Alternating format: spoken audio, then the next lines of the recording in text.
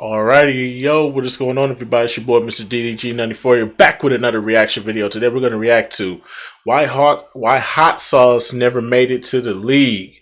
This this is by Stunted Growth. This is a channel. Excuse me. God damn. This is a channel that I've been watching since the pandemic, and yeah, man, I'm finally gonna start reacting to his video. Shout out to Stunning Growth. He also does music, so we're gonna react to a music one as well. So he has a sports Stunning Growth, and he basically what this series is, for those of y'all who aren't subscribed to him, is basically where he talks about people who had a chance to be great, but their growth was stunted by outside events, or mainly by what they caused in a careers that they did to themselves. So without further ado, this is the first one we're gonna react to. We're gonna react to Why Hot Sizzle, your boy Hot Sauce from AND1. Oh baby, Hot Sizzle. Why he never made it to the league. Let's check it out. Hot Sizzle. Ooh, you knew it was coming. Today's feature is a guy that needs literally no introduction to the 90s babies. A guy that may not have been the best pure basketball player of the collective, but when AND1 needed a star to rival what the NBA had at the time in the Marburys, Steve Francis's, and Allen Iversons of the world, he stepped right into the role and became the face of the sport of street ball. Alamo may have been the heart and soul, Ao may have had the most game and the best shot at it, but Sauce was just that man. Yeah. He just made everything taste a little better. Had these three things not happened, who knows what he could have brought to the game. I know one thing, it would have been spicy. Philip Champion, born June 13, 1976. It's your boy JC Stunted Growth. As you get it. Champion was born in Jacksonville, Florida, and by his own admittance, grew up working on his dribbling skills 24 hours a day. No time for books and school when you're trying to be the best, right? Although I don't agree with the action, I gotta admire the dedication and drive to perfect what he knew he was good at. Yeah, you gotta give him that. One, I love spice, just not the one you got. Who loves fried chicken? If you do, you know the worst thing about going to a fried chicken joint is them having hot sauce you don't rock with. Tabasco or Tapico or something. Gets the juices flowing, but it ain't that Louisiana or that Texas Pete. Champion had game, but just not for the league. Nothing about his game led you to believe he could or even wanted to play in the NBA. He wasn't very fast, had a slow set shot that he rarely took, didn't even think about passing it, and was really small, man. Like, Iverson was tiny, but at least he was in tip-top conditioning, which adds its own strength to you. Sauce looked like he never lifted or ran a mile in his life. Not to mention, he was like 5'9", if that.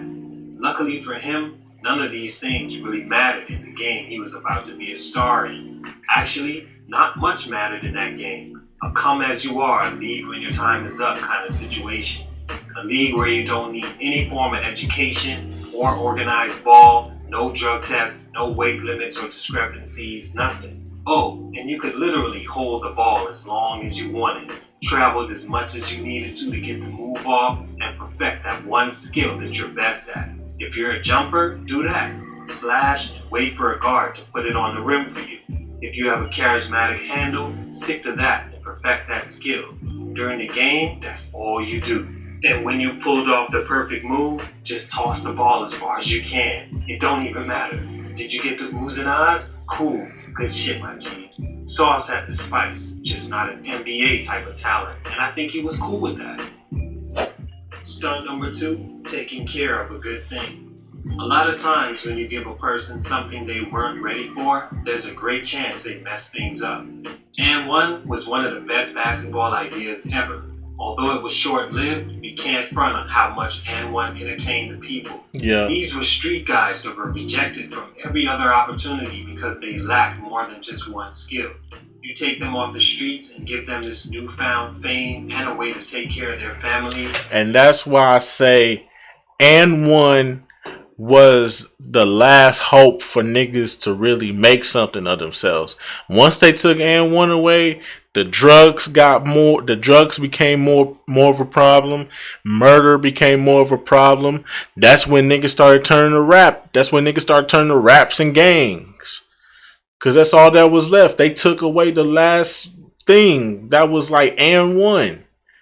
And one was literally like a last destination hope if you wanted to make something of yourself. Now you either gotta rap, you gotta play ball nonstop.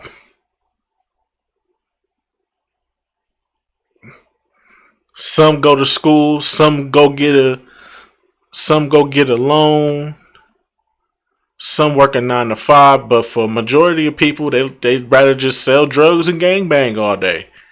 And one was just a last hope, bro. And once they took that away, the streets became violent. And it was no looking back since. Still ain't safe out here, man. You create a volcano of ego that will erupt in due time. This is literally what happened to every single AND1 player at some point, and it led to the demise of the sport.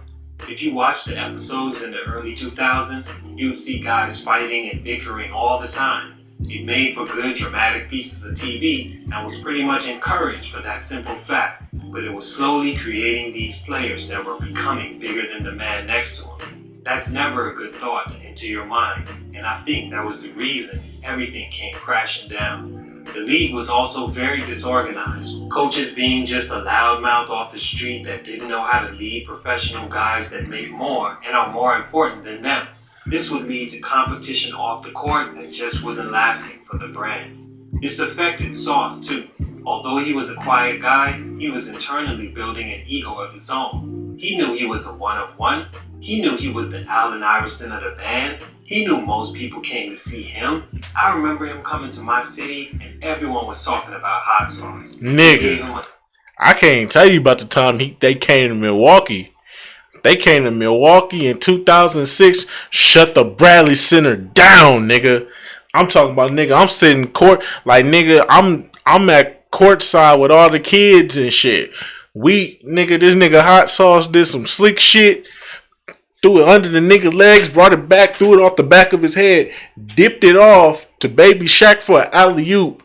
Nigga, when I say when I say the Bradley Center shut down, the Bradley Center shut it down. Nigga, we love that shit, bro. And one was that shit, bro. For real. On King's entrance and was on seat's edge for any move he would do. After the game, dozens of women lined his hotel, waiting their turn to go up and see him. I mean, girls from the turf you never saw or thought were like that. You see them in a tight dress, waiting in the hotel lobby. That's when I knew how much ego the guys, and especially Sauce, had. But that would all change. And one just couldn't provide for all the mouths waiting to be fed. Attitudes growing bigger than the budget, and one important thing, age. Stunt number 3, Spice only lasts for so long. After you wash the hot sauce drenched wings down, drink some milk, water, or beer of your choice, you realize that while it was good, it's not burning anymore. You're cool. That's the thing about a dressing like hot sauce. It's good only while it's lasting, and that's not a long time. The same would happen to the actual hot sauce, and the street ball sport as we knew it as well.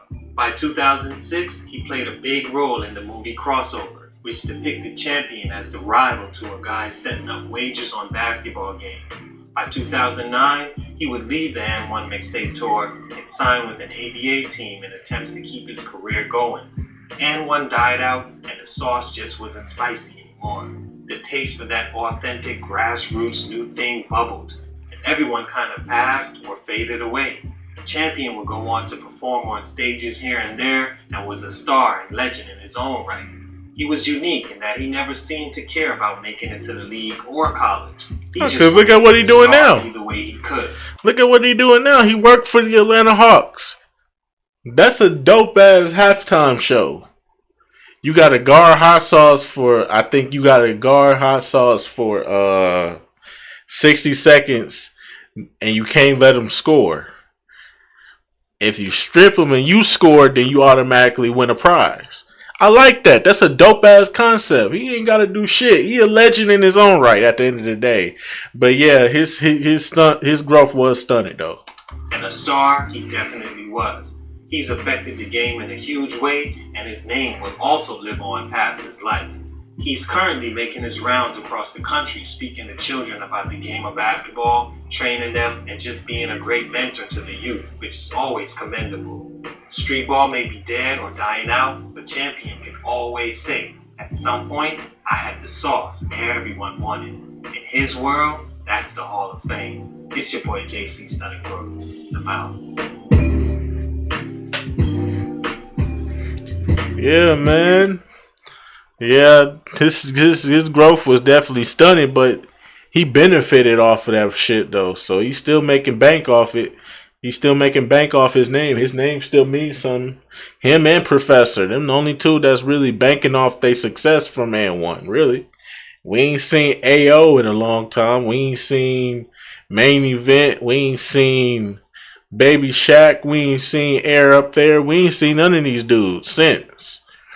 So yeah, shout out to Hot Sauce for maintaining, for using his name to keep himself relevant. And yeah, man, I hope one day we can bring back the AND1 mixtape tour and do it a little bit better. You know what I'm saying? I would really be up for that because this generation of kids will never understand why AND1 Street Ball was so it just hit different, bro. Like I said, bro, I went to go see them when they came to the Bradley Center, bro, and they shut that bitch down. One of the greatest moments I think my city ever seen. Minus 2021. If you know, you know. Milwaukee Bucks, your 2021 NBA champions. Fuck Miami. But anyways, though, that's just gonna about do it for this one. I will see you all in the next video. Till then, peace out.